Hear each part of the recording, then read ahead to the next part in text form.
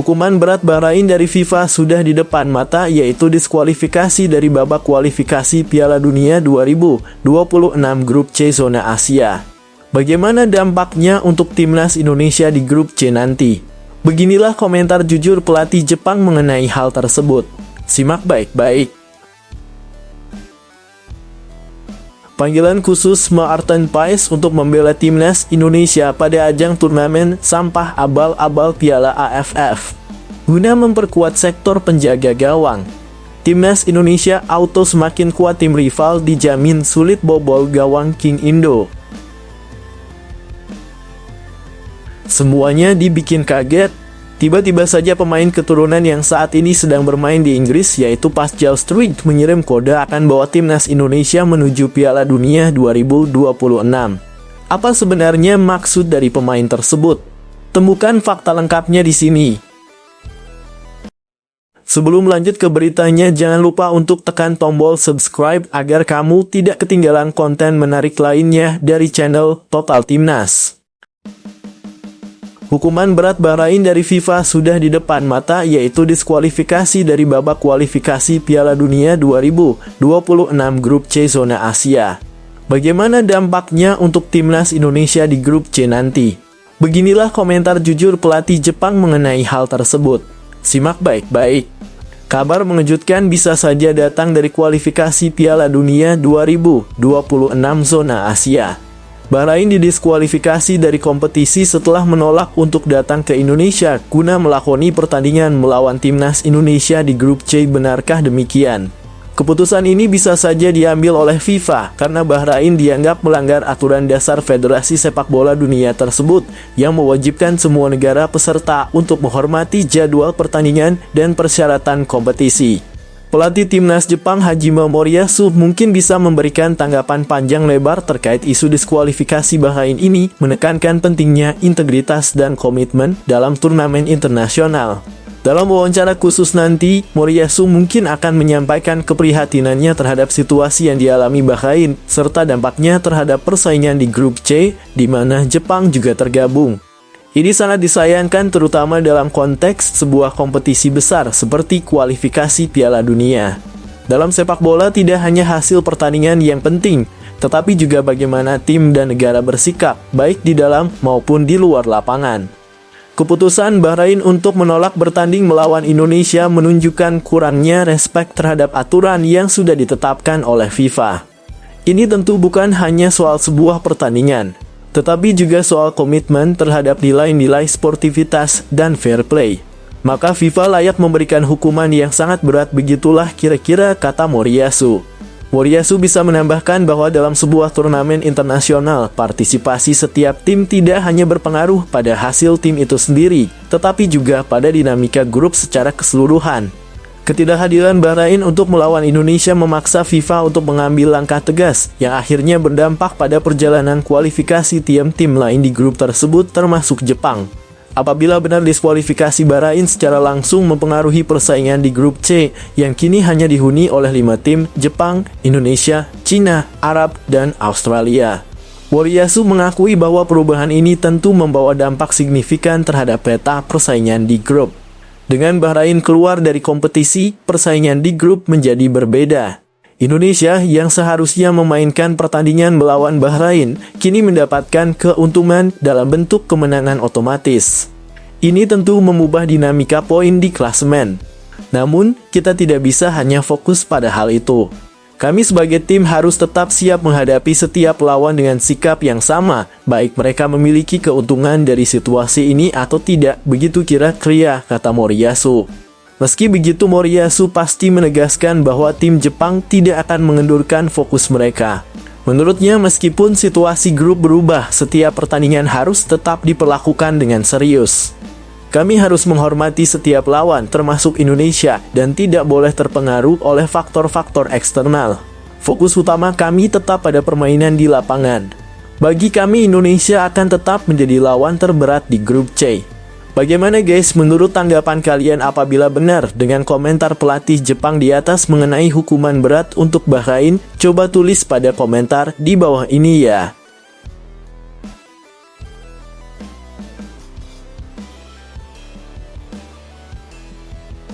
Panggilan khusus Maarten Paes untuk membela timnas Indonesia pada ajang turnamen sampah abal-abal Piala AFF.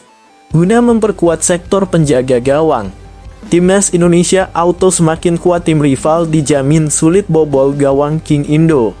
Maarten Paes perkuat timnas Indonesia di Piala AFF 2024 setelah FC Dallas resmi memainkan laga terakhirnya di Major League Soccer MLS 2024. Sekadar diketahui, FC Dallas menjamu Sporting Kansas City di matchday terakhir musim reguler MLS 2024 pada Minggu 20 Oktober 2024 pagi waktu Indonesia Barat. Dalam laga tersebut, FC Dallas menang 2-0. Sayangnya, Maarten Paes tidak dimainkan pelatih FC Dallas. Disinyalir kiper 26 tahun ini masih sedikit mengalami masalah di pergelangan tangannya kelar membela timnas Indonesia bulan ini. MLS 2024 sejatinya masih akan menggelar babak playoff pada Oktober hingga Desember 2024. Namun, FC Dallas tak ambil bagian di babak playoff karena gagal melaju ke fase tersebut. Alhasil, Maarten Paes bisa menjalani liburan dari akhir Oktober 2024 hingga Januari 2025. Sebab MLS 2025 baru akan dimulai Februari 2025. Meski begitu, Maarten Paes tak bisa berlibur sepenuhnya. Sebab, pada 15 dan 19 November 2024, timnas Indonesia akan menghadapi Jepang dan Arab Saudi di matchday kelima serta ke-6 grup C kualifikasi Piala Dunia 2026 zona Asia 1 yang pasti. Maarten Paes tidak terikat dengan agenda klub dalam waktu dekat. Karena itu, Maarten Paes bisa saja memperkuat timnas Indonesia saat mengarungi Piala AFF 2024 pada 8 Desember 2024 hingga 5 Januari 2025. Ketua Umum PSSI Erick Thohir memang mengonfirmasi timnas Indonesia U-22 yang akan turun di Piala AFF 2024. Namun berhubung gengsi negara dipertaruhkan di ajang ini, perubahan komposisi tim bisa saja terjadi. Pemain-pemain abroad yang kompetisinya tengah memasuki libur paruh musim atau kompetisinya sudah kelar bisa dipanggil. Selain Maarten Paes, ada Asnawi Mangkualamport FC, Liga Thailand, dan Jordi Amat JDT, Liga Malaysia yang tenaganya dapat diandalkan. Menarik menanti kiprah timnas Indonesia di Piala AFF 2024. Timnas Indonesia tergabung di grup B bersama Vietnam, Filipina, Myanmar, dan Laos. Hanya juara dan runner-up grup yang diizinkan lolos ke semifinal Piala AFF 2024.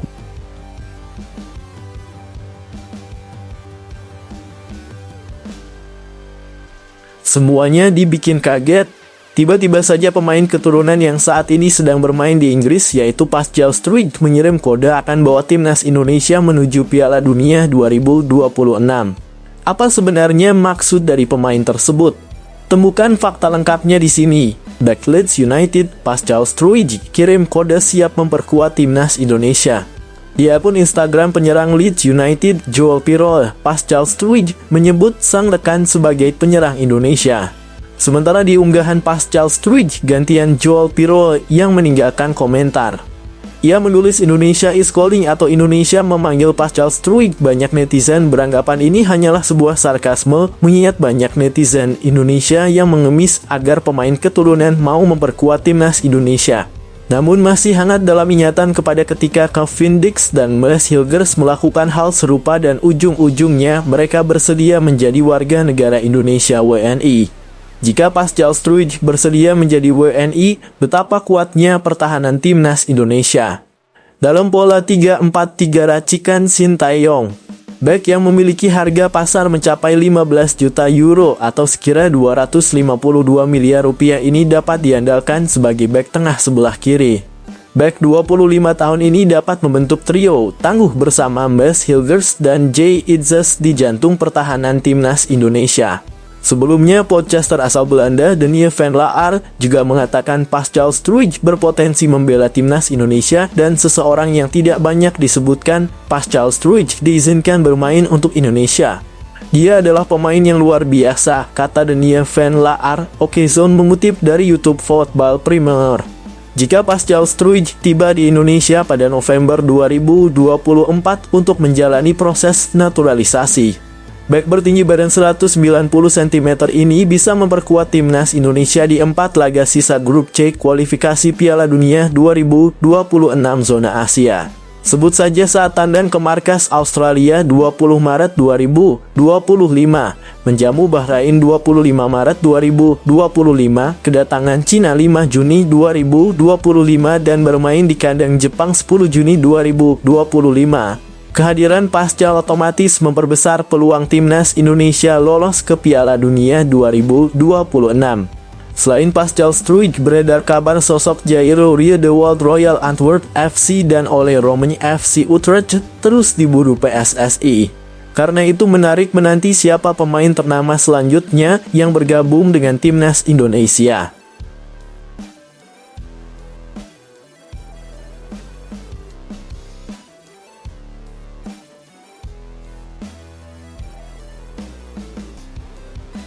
Kecewaan sangat mendalam. Padahal kejadiannya sudah beberapa hari yang lalu. Inilah perasaan sakit hati Calvin Verdonk usai timnas Indonesia gagal memenangkan pertandingan saat melawan Bahrain. Berikut penjelasannya. Baik timnas Indonesia Calvin Verdonk masih kecewa karena gagal meraih poin maksimal saat melawan Bahrain dan Cina. Pada laga putaran ketiga kualifikasi Piala Dunia 2026 zona Asia tersebut, skuad Garuda gagal meraih target. Mereka datang dengan membawa misi meraih 6 poin demi menjaga persaingan di papan klasemen. Namun Indonesia hanya meraih 1 poin dari hasil imbang melawan Bahrain dan tumbang dari Cina. Kondisi ini membuat mereka tertahan di posisi kelima klasemen sementara. Calvin Verdonk menjelaskan skuad Garuda datang dengan kepercayaan tinggi di 2 pertandingan tersebut. Menurutnya, wasit Ahmed Alkaf memberikan keputusan yang cukup kontroversial saat melawan Bahrain. Kinerjanya di lapangan kurang maksimal dan lebih merugikan tim tamu. Itu adalah pertandingan di mana Anda bisa meraih 3 poin 2 kali meskipun kami tidak mengasumsikannya pertama melawan Bahrain, kami bermain sangat buruk. Wasit yang memimpin pertandingan juga tidak terlalu bagus, kata Calvin Verdonk dilansir bolasport.com dari laman Forza NEC. Pemain NEC Nijmegen ini menilai tambahan waktu ekstra 3 menit membuat Bahrain akhirnya mencetak gol. Sebenarnya laga tersebut berakhir pada menit ke-6 dan wasit menahan untuk mengakhiri laga.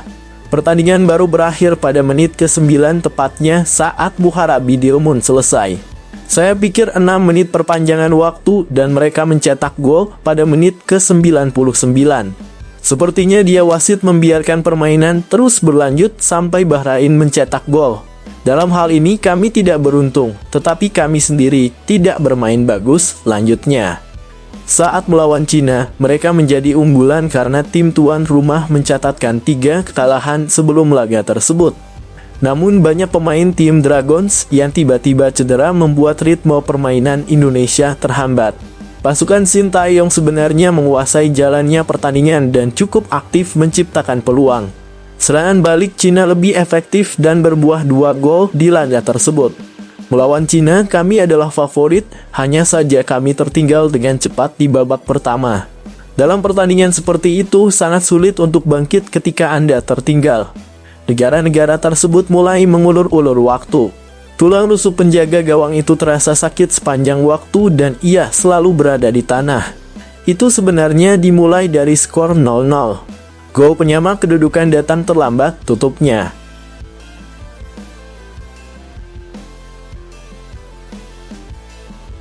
Laga penting antara tim nasional Indonesia dan Bahrain yang digelar bulan Maret nanti menimbulkan banyak polemik, atmosfer pertandingan tersebut semakin memanas. Selain mengajukan permintaan agar pertandingan digelar di tempat netral, meski seharusnya Indonesia menjadi tuan rumah, yang mana permintaan tersebut sudah diterima oleh AFC dan AFC akan segera mengkaji permintaan tersebut. Bisa jadi timnas Bahrain dikabarkan juga meminta agar laga tersebut dipimpin oleh wasit asal Oman, Ahmed Alkaf. Karena melihat AFC seperti menganak emaskan timnas Bahrain. Jelas ini adalah suatu hal yang sangat aneh, konyol dan nggak masuk akal. Begitu takutnya timnas Bahrain dengan Indonesia.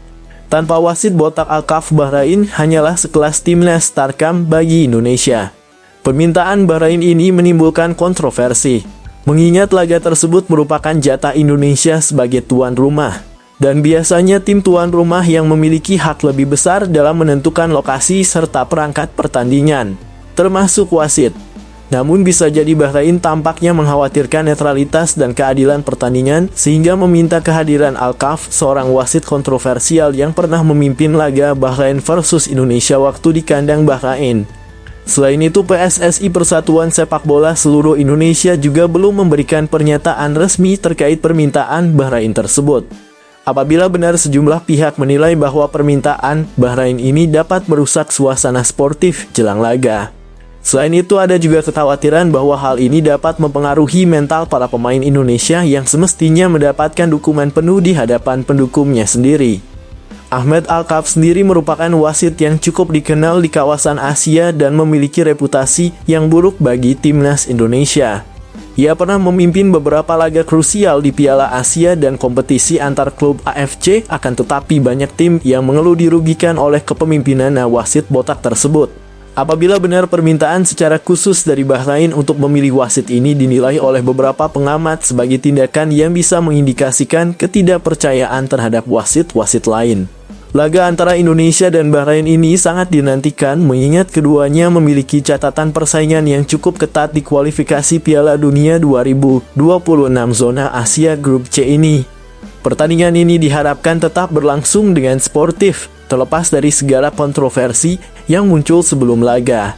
Pihak PSSI kini dihadapkan pada tantangan besar untuk memastikan bahwa pertandingan ini berjalan sesuai jadwal dan aturan, serta tetap dilaksanakan di Stadion Utama Gelora Bung Karno, Senayan, Jakarta tanpa dipengaruhi oleh tekanan-tekanan eksternal yang bisa mengubah dinamika pertandingan. Bagaimana guys menurut kalian sendiri? Apabila benar permintaan Bahrain yang gak masuk akal tersebut dikabulkan oleh AFC, apa yang seharusnya dilakukan PSSI untuk menanggapi hal ini? Coba tulis pendapat kalian pada komentar di bawah ini ya.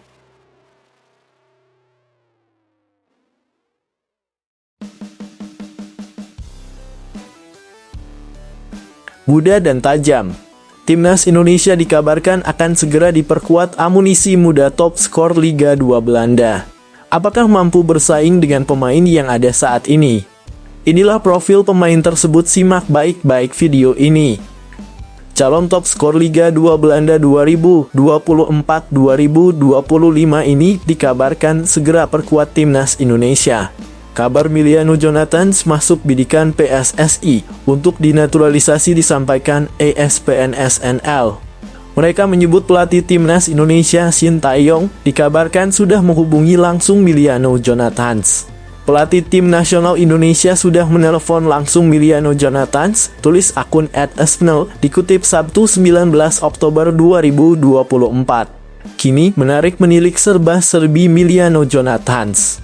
Jika benar dinaturalisasi, kehadirannya tentu bisa membuat skuad Garuda makin tangguh. Miliano Jonathans kini memperkuat klub Liga 2 Belanda, yakni Vitesse Arnhem.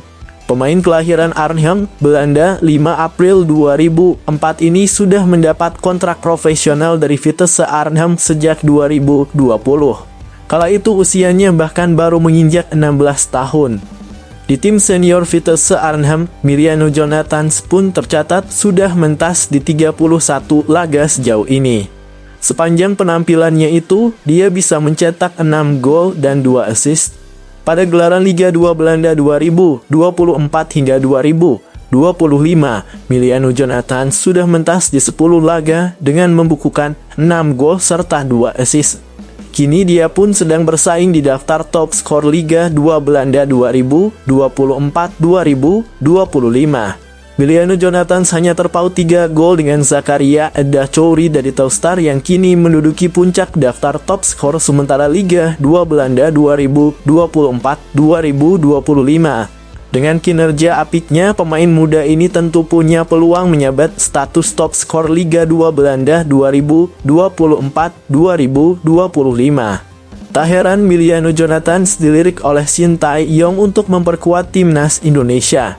Pasalnya kini lini depan skuad Garuda masih kurang tajam. Miliano Jonathan sendiri berpeluang dinaturalisasi karena punya darah Indonesia. Neneknya diketahui berasal dari Depok, Jawa Barat. Nenek ini berasal dari pihak ayahnya. Pihak PSSI tentunya harus bergerak cepat jika menginginkan Miliano Jonathan. Sebab sosoknya kabarnya juga mulai dipantau untuk memperkuat timnas Belanda U21.